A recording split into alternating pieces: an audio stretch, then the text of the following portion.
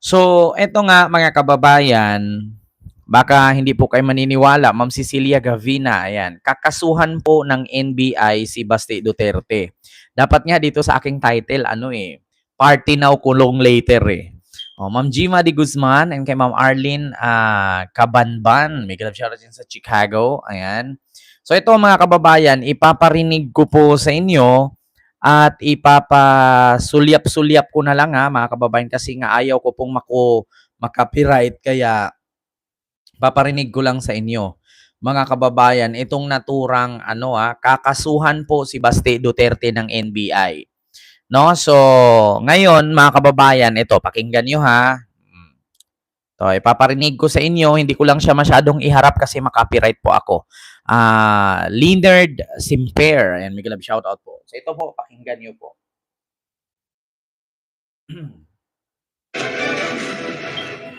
Magandang hapon, narito na ang mga balita sa inyong PRTV News Break.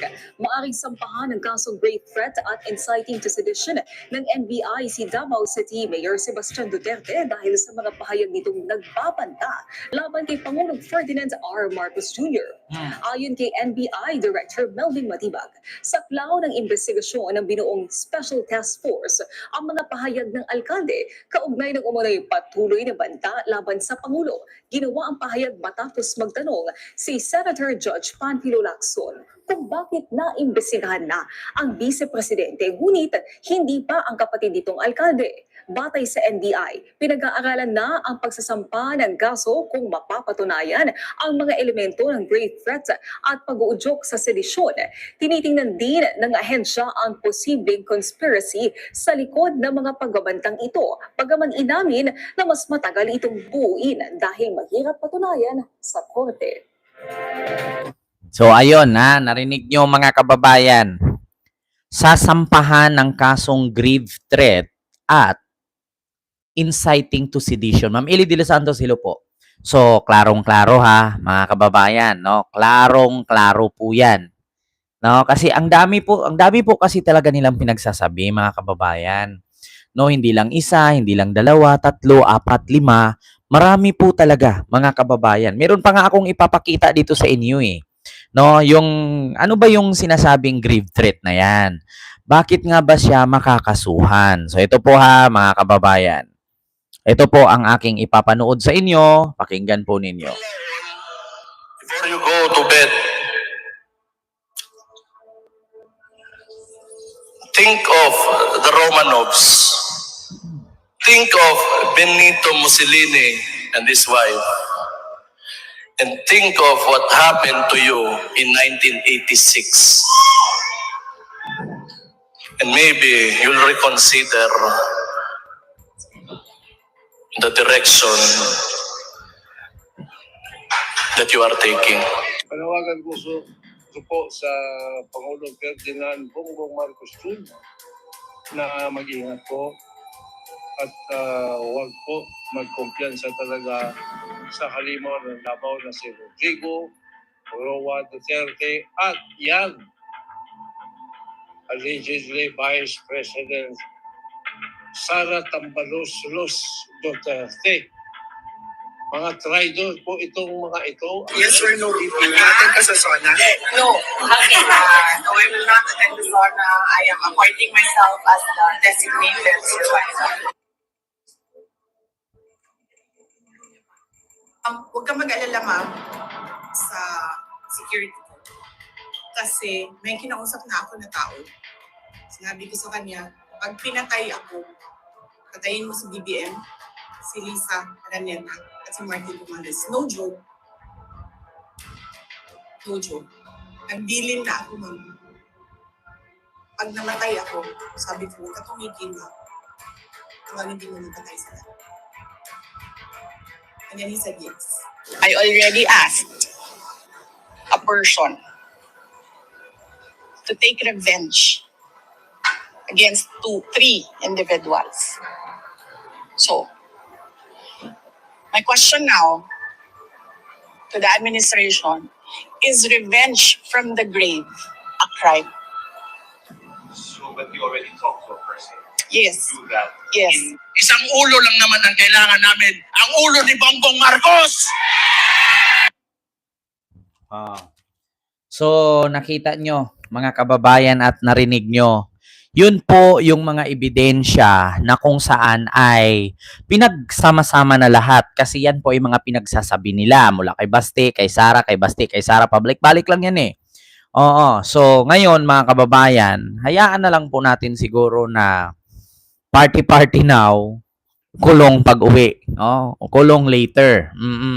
So, kita nyo naman no, mga kababayan kung gaano at ano ang ginagawa nila. No? So, grabe po talaga. Hindi po sila natatakot.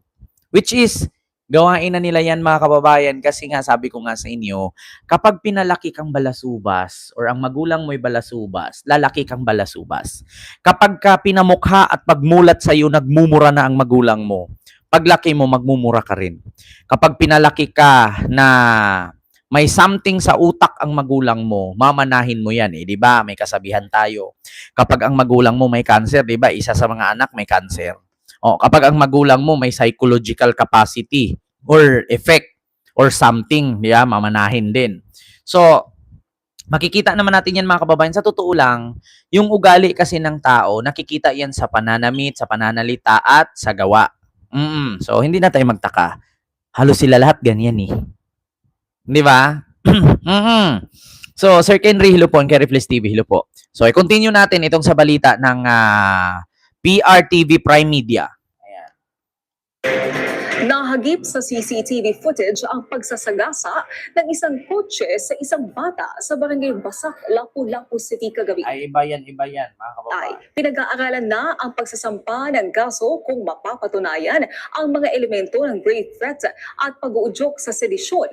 Tinitingnan din ng ahensya ang posibleng conspiracy sa likod ng mga pagbabantang ito. Pagaman inamin na mas matagal itong buuin dahil mahirap patunayan sa korte. Sa totoo lang mga kababayan, ito, magbigay ako ng opinion. Kung halimbawa man dito sa impeachment trial ni Sara ay makonvict siya, so may possibility makulong siya. Ngayon, makasuhan ng grave threat at inciting to sedition si Baste. Di ko lang sure sa grave threat at inciting to sedition. Alam ko may piyansa ito, so makalaya siya. Makulong pa rin. Tapos dito kay Pulong, yung 51 billion na baha sa Davao, hanggang ngayon walang katapusan. So may possibility, makukulong din siya dyan. Makakasuhan siya ng plunder, kulong siya dyan. Alam niyo, maniwala kay sa akin sa hindi ang matira dyan si Kitty na lang eh. Totoo yan. Mauubos talaga sila. Kaya, kung naalala ninyo mga kababayan, sabi ni Amy Marcos, ayan no, Amy, mga kababayan, sabi ni Amy Marcos, ayan uubusin mga DDS. Hanapin natin mga kababayan. Almost a year ago. Yun nga ang naririnig namin, ang dami-daming kaso. Ilan na ba? Pati si Senator Marcoleta, ayan, kahapon may announcement na naman. Pagkatapos si Senator Jinggoy, Senator Joel, Senator Cheese, yung dalawang Villar, si Camila at si Mark Villar. Sa katutak na talaga yung kaso Inuubos yata kami sa kaso, tapos nakatenda pa na may ICC warrants na susunod. Kaya si Senator Bongo daw, nasa listahan na naman. Pananakot ba to o pang-aapi? Hindi ko na maintindihan. So sabi na nga mismo ni Amy, lahat yan, mauubos talaga sila. Para sa akin naman, gusto ko reaksyonan yung sinabi ni Amy na pananakot o pang-aapi. Hindi po yan pananakot, hindi rin yan pang-aapi. Bakit? Kasi lahat naman po sila may ginawa eh. Bakit? Makasuhan ba si Bato at si Bongo kung wala silang kinalaman sa crimes against humanity ni Digong? Nakasuhan talaga kasi kasali sila dun, kaya nga sila tinatawag na co-perpetrator o kapwa akusado. Pangalawa, si Jinggoy, nakasuhan dahil sa flood control. Si Marcoleta nakasuhan dahil sa pagtanggap ng regalo na sumobra. Si Joel, si Cheese, ganun din, sangkot din sila sa flood control. So, hindi po yan pananakot at hindi yan panggigipit. Bakit? Hindi naman po tanga ang mga Pilipino nang hindi alam ng mga Pilipino kung bakit sila kinukulong. Bakit? Kinulong sila, hindi naman po siguro mga tanga. May mga abogado at yung iba dyan abogado. Si Marcoleta, alam ni Marcoleta, abogado siya. Kung alam pala ni Marcoleta sa sarili niya na abogado siya at kung ginigipit siya, Senator Amy, di dapat nilaban niya. Kasi di ba alam niya ang batas kasi abogado nga ni. Yeah? Oh. Pero bakit hinahayaan niyang makulong yung sarili niya? So, ibig sabihin, completos ricados yung ebidensya. Oh, continue. Palibasa, hindi sila nanalo dyan. Nakailang beses na papalit-palit yung Senate President. Bakit ganito katindi? Noon naman natalo kami. Hindi kami bumoto kay Senator Tito Soto. Wala naman umalma eh. Quiet lang kami. Kahit tinanggal lahat ng aming committee, ayos lang. Nagpasalamat pa rin kami. Kasi naniniwala kami sa proseso. Hindi kami kapit-tuko sa posisyon. Pero ngayon, bakit ganito? Hindi na Amy, ayan ka na naman. Hindi kayo nagsasalita, nanahimik kayo. Ilang beses kang umakyat sa rally ng INC. Nakadalawang beses kang umakyat, Amy. Una, sinabi mo, bata pa kami ni Bongbong. Yan ba yung nanahimik? Kahaba-haba ng baba mo, kalaki-laki ng bunganga mo. Tapos sasabihin mong nanahimik ka. Pangalawa, umakyat ka na naman doon. Sabi mo, bangag ang administrasyon. Kaya, di ba? Nakadalawang akyat ka doon na. Yan ba yung nananahimik? Diyos ko, Amy, ngayon magpa-feeling victim kayo pagkatapos yung bumira. Tapos yung mga binira ninyo, bumalik sa inyo. Ngayon, biktima na kayo. Luso ninyo. At saka, kung hindi ka man kapituko, Amy, mag-resign ka. Simple lang yan. Para maniwala ang tao sa sinabi mong hindi ka kapituko sa posisyon, di mag-resign ka. Di ba, total, wala ka rin namang kwenta pagka senador. Bakit anong ginawa mo? Ni isang batas nga, wala kang nagawa simula nung nanalo ka eh. Yeah? Anong batas ang ginawa mo? Yung resolusyon para palayain si Digong? Para ba sa taong bayan yan? Makikinabang ba ang taong bayan dyan? Si Digong lang makikinabang dyan. Ang pamilyang Duterte. Diba? Diyos ko naman. Ma'am Mia Halili. Maraming salamat po sa iyong palipad. Thank you so much po. Ganun yan. At saka, Amy, kung mauubos man kayo, problema nyo na yan. Bakit? Kasi hindi naman po kami nagtakay. Halos lahat po ng kaalyado ni Sara, halos lahat ng kadikit ni Sara, puro may kaso. Tapos, lakas ng loob ninyo magsigaw-sigaw na si BBM ang mastermind. Samantalang kayo, isa-isa kayong nauubos, isa-isa kayong nakukulong. Diba? hihingi rin siguro ako ng tawad. Noon naman natalo kami. Hindi kami bumoto kay Senator Tito Soto. Wala naman umalma eh. Quiet lang kami. Kahit tinanggal lahat ng aming committee, ayos lang. Nagpasalamat pa rin kami. Kasi Aime, wag masyadong magmalinis, Aime, kasi si Bato mismo, binuko ni Bato ang plano ninyo. Anong sabi? Si Bato, ang ganda ng buhay, nagtatago. Anong ginawa? Kinuha siya ni Alan, pinasakay ng van, pinaboto. Ayun, nagsugat-sugat ang tuhod at kamay. Anong sabi? Pumunta ako. Para saan? Mapalitan namin ang liderato ni Soto. Tapos sasabihin nyo, wala kayong plano, wala kayong ginawa, nanahimik lang kayo. Aime, wag ganun, Aime. Imposible wala kayong group chat. Loso, Aime. naniniwala kami sa proseso. Yun nga noon naman natalo kami. Hindi kami bumoto kay Senator Tito Soto. Wala naman umalma eh. Quiet lang kami. Kahit tinanggal lahat ng aming committee, ayos lang. Nagpasalamat pa rin kami. Kasi naniniwala kami sa proseso. Yun nga naririnig namin. Ang dami-daming kaso. Ilan na ba? Pati si Senator Marcoleta. Umalag si Senator Amy Marcos sa pagpuntireo umano ng gobyerno sa mga miyembro ng mayorya ng Senado. Anya, inuubos sila sa pagsasampa ng mga kaso. Simple lang naman yan. Kahit pa 1,000 kaso isampa sa'yo kung wala namang sapat na pruweba or ebidensya, hindi ka naman tatablan. Bakit sila tinablan? So, ibig sabihin, pulido ang ebidensya. Diba? Napakasimple lang yan mga kababayan eh. So, anong gusto mangyari ni Amy? Pag kinasuhan ba si Marcoleta, ano na agad yun? Panggigipit na agad yun? Gawa-gawa yung kaso ni Marcoleta? Samantalang si Marcoleta mismo umamin. Si Jinggoy Estrada. Kung panggigipit ang kaso ni Jinggoy, bakit siya humarap? Bakit siya sumuko? Di ba kung alam mo sa sarili mong wala kang kasalanan, huwag ka sumuko, magtago ka. Parang si Bato eh. Kung alam mo sa sarili mong wala kang kasalanan, huwag ka sumuko, magtago ka. Oo, ganun ka simple. Kasi once na sumuko ka, once na sumurrender ka, ibig sabihin guilty ka, admitted ka, aminado ka. Tignan niyo si Bato, kung tutuusin na, ito para sa akin mga kababayan, wala naman talagang kasalanan si Bato. Bakit? Si Bato, PNP chief. Sino bang amo ni Bato? Si Digong. Si Digong nagbitaw ng utos. Sumunod lang si Bato kay PNP chief good siya. So kung tutuusin, si Digong lang talaga makulong. Walang kinalaman si Bato dyan.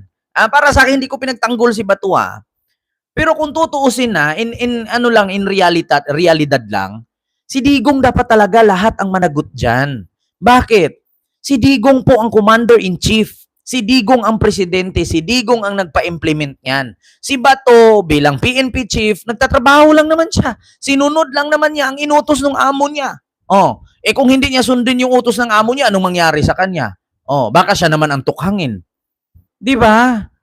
Ganon yun. Ganon ang doon. So kung sino ang mastermind, siya ang magipit. Siya ang managot. Kaya kung ako kay Bato, hindi ako susuko. Magtago ako. Bakit? Bakit nyo ako ikukulong? Inutusan lang naman ako. PNP chief ako Trabaho ng PNP chief, sundin. Trabaho ng PNP chief, sundin ang utos ng amo. Simple. Di ba? Kung tutuusin hindi ako mali. Sa totoo lang, ipaglaban ko yan. Hindi ako mali. Bakit? Sino ba dapat? Ito. Tanungin ko kayo Kung tutuusin, walang kasalanan si Bato dyan. Kung ano yung utos ng amo niya, sinunod niya lang.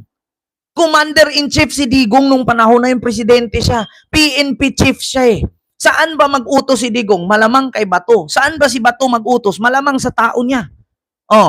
Ngayon, kung tatanungin ko kayo, uutusan ko kayo patayin nyo.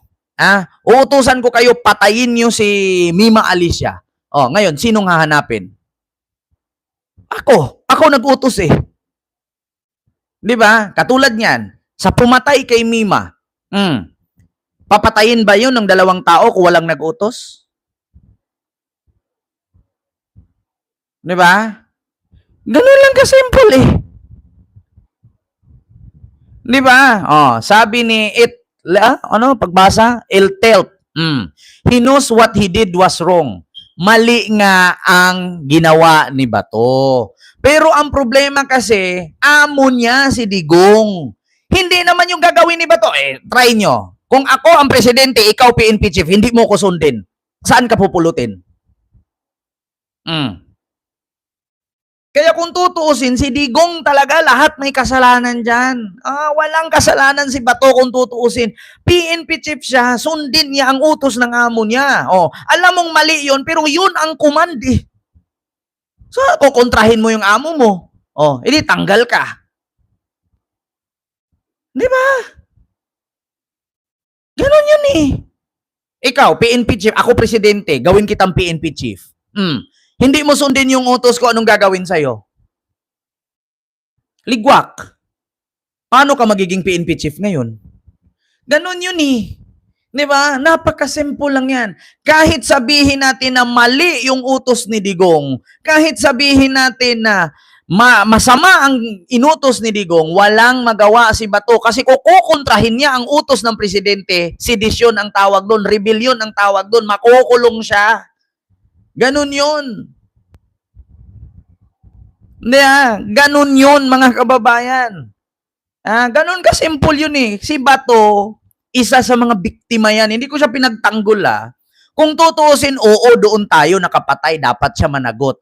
Pero, kung tutuusin, command responsibility yan Di ba? Doon tayo sasabihin natin, kasali siya sa pumatay. Pero take note, may rason si Batong magtago. Bakit? Sinunod lang naman yung utos ni Digong. Kung panahon ni Digong, presidente si Digong, si Bato ang PNP chief. Di ba? Kung kinontra niya si Digong, ano magiging kaso niya? Inciting to sedition, rebellion, kulong siya. Hindi ako mali, Mac Guevara. Tignan niyo si Trillanes. Kinontra si Gloria. Anong nangyari? Pinakulong si Trillanes. Di ba? Ganun kasimple yan. Kung totoosin, si Digong talaga ang dapat mabulok. Hindi ko naman siya sinabing wala siyang kasalanan. Ang sabi ko sa kanya, biktima siya at may karapatan siyang magtago. Bakit? Diyos ko, command responsibility yun. PNP chief ka, presidente nag-utos sa'yo. Kung hindi mo sundin, saan ka pulutin? Sige, ngayon, palit tayong posisyon. Ako presidente, ikaw PNP chief. Ang iutos ko sa'yo, kontrahin mo, saan ka pupulutin? Anong nangyari kay General Torre? Just try to think of it. Anong nangyari kay General Torre?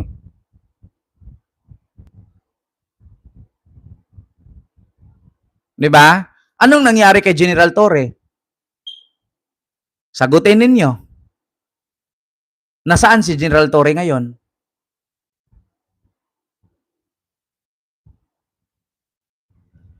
Di ba? Ito sabi, but Sir Trillanes is different matter. Kaya nga, di ba? Merong ginawa si Gloriang hindi maganda, kinontra ni Trillanes. Kaya siya pinakulong. Kung si Bato, kung kinontra niyang utos ni Digong, asan siya pulutin? Di ba? Ganun lang kasimple yan eh. Diyos ko, mga kababayan, wala kasi tayo sa sitwasyon ni Bato. Alam nyo, ganito yan eh. Ganito kasi yan, mga kababayan. Gusto ko explain sa inyo ha. Gusto kong explain sa inyo. Hindi ako mali. Sa totoo lang, Mac Guevara, hindi ako mali. Bakit? Ikaw, kung ikaw nasa posisyon bilang pulis, anong gusto mong ranggong makamit? Bilang pinakamataas ang PNP chief. Ngayon, nagiging PNP chief ka. Tapos hindi ka sumunod sa utos ng commander mo. Di ba ang politician gusto maging presidente? Kung napagdaanan yung napagdaanan ni Bato, syempre una, nagpagod ka bilang pulis. Hanggang sa tumaas yung ranggo mo. Kasi gusto mo maging PNP chief. Lahat naman ng pulis gusto maging PNP chief. Lahat naman ng politikul gusto maging presidente. Di ba pangarap ninyo yon? No choice si Bato. Kaya kung tutuusin, si Bato, biktima lang ni Digong. Pero doon pa rin, managot pa rin siya. Kasi kasabwat siya eh. Di ba? Ganun kasimple yun. Ngayon, kung sasabihin ninyo na si Bato may kasalanan, bakit hindi sila kinasuhan dito sa ating bansa? Tanong. Sagot. Kung si Bato may kasalanan at si Digong may kasalanan, bakit walang nagkaso sa kanila dito sa ating bansa? Ako mali? Hindi ako mali. Sagutin ninyo, bakit ICC pa ang kailangan magpakulong sa kanila at bakit hindi ang ating sariling batas? Simple. Sige nga. Sagutin ninyo kung mali ako.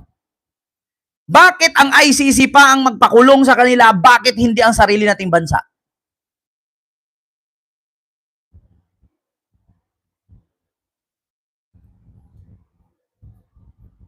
Di ba? Bakit ni isa sa kanila walang nagkaso?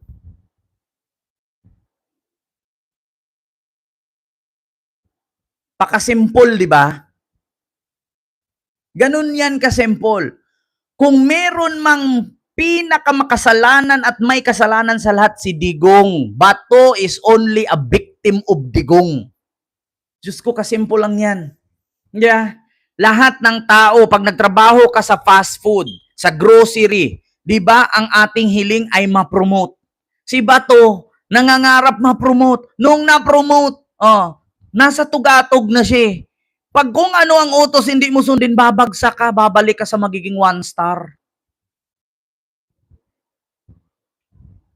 Di ba? Ganun kasimple yan, mga kababayan.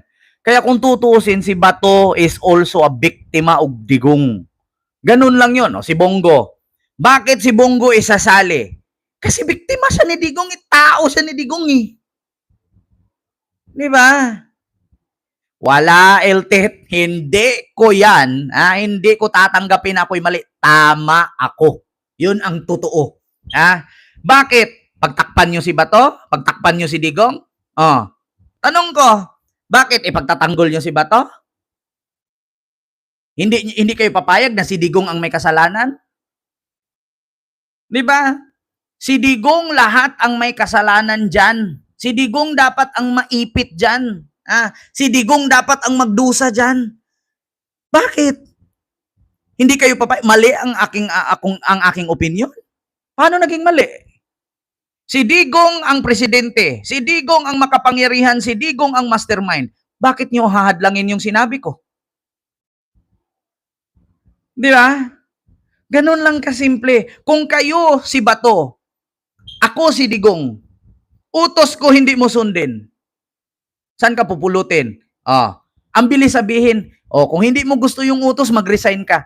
Do you think si Bato gagawin niya, mag-resign siya nun? Pinaghirapan niya yan eh. Ikaw, tanungin kita, ipasok, may tindahan ka, may tindahan ako, ikaw empleyado. Anong pangarap mo bilang empleyado? Una, tagapunas ka ng alikabok. Pangalawa, manager ka na. Pangatlo, supervisor ka na. Pang-apat, OIC ka na. Ngayon, papromote ka ng papromote, palaki ng palaki sahod mo. Ngayon, meron akong iutos sa'yo, nakawan mo ako. Tatanggi ka? Paano ka ma-promote? Di ba? Sa madaling salita, di ba? Sa madaling salita, biktima si Bato. Di ba? Ganun yun. Ganun kasimple. Kaya sabi ko sa inyo mga kababayan, si Bato, si Bongo, biktima ni Digong. Kasi si Bongo no choice. Si Bato no choice. Bakit? May ranggo sila eh. Siyempre kung ikaw, pulis ka, ano bang gusto mo? Pulis ka na lang ba? Lagi kang SPO1? Hindi ka man lang tutungtong SPO2, SPO3? Di ba? Ganun yun kasimple. Ganun yun kasimple. Di ba? Basta, isa lang ang masasabi ko, mauubos talaga sila. Kung napanood nyo kanina sa sinabi ko sa inyo, kahit si Baste, makukulong. Magandang hapon, narito na ang mga balita sa inyong PRTV News Break. Maaaring sampahan ng kasong grave threat at inciting to sedition ng NBI si Davao City Mayor Sebastian Duterte dahil sa mga pahayag nitong nagbabanta laban kay Pangulong Ferdinand R. Marcos Jr. Ayon kay NBI Director Melvin Matibag, saklaw ng investigasyon ng binuong Special Task Force ang mga pahayag ng alkalde kaugnay ng umunoy patuloy na banta laban sa Pangulo. Ginawa ang pahayag matapos magtanong si Senator Judge Panfilo Lacson.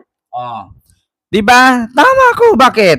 Una, kung si Bato, alam niya kung ano ang utak ni Digong. Tandaan niyo ha. Kung si Bato hindi sumunod sa utos ni Digong, baka kasali siya sa natukhang. Ganun lang kasimple yan eh. Di ba? Kaya si Bato, isa sa mga puppet ni Digong, isa sa mga biktima ni Digong. Ngayon, kung ako kay Bato, may karapatan ako magtago. Bakit? Sumunod lang naman ako sa Commander-in-Chief eh. Kung hindi ako sumunod sa kanya, alam ko galawan niya, ipapatumba rin ako eh. Patay siya. Ganun lang. Kaya dapat lang si Digong mabulok yan, hindi na makauwi.